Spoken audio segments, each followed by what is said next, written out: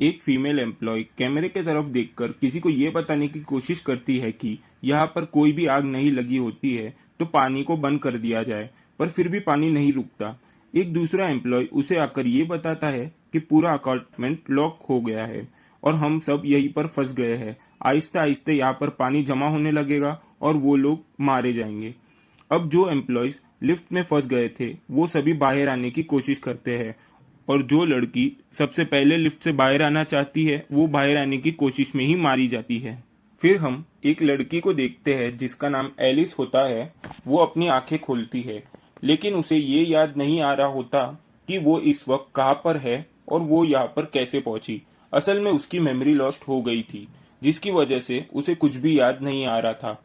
Alice बाहर आती है और एक लॉकर में उसे गन दिखती है और वो उस रूम से बाहर आकर टेबल पर रखी एक पिक्चर को देखती है और ये पिक्चर उसकी और उसके हस्बैंड की शादी की पिक्चर थी।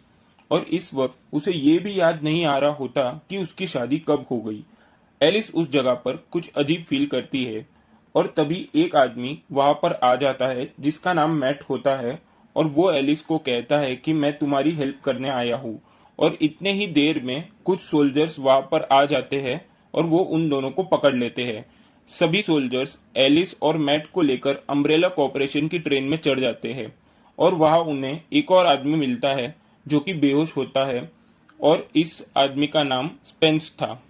और इस आदमी को भी कुछ भी याद नहीं आ रहा था जिस तरह एलिस को कुछ भी याद नहीं आ रहा था।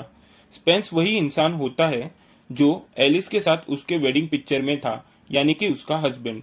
स्पेंस को देखकर एलिस को कुछ विजन्स आते हैं जिसमें वो अपनी वेडिंग मेमोरीज को देखती है। वो लोग ट्रेन के जरिए काफी आगे तक आ चुके थे।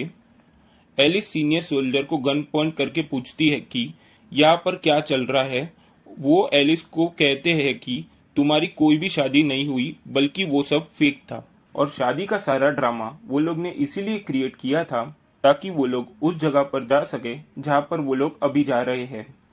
वो एलिस को ये बताते हैं कि जिस जगह से हमने तुम्हें पकड़ा होता है उसी रास्ते के जरिए हम सिटी के नीचे बने बहुत बड़े अम्ब्रेला कॉर्पोरेशन के लैब में जा रहे हैं, क्योंकि अम्ब्रेला कॉर्पोरेशन के चलाने वाली डेंजरस और पावरफुल कंप्यूटर जिसका नाम रेड क्वीन है उसने अपने सारे एम्प्लॉयज को मार डाला होता है।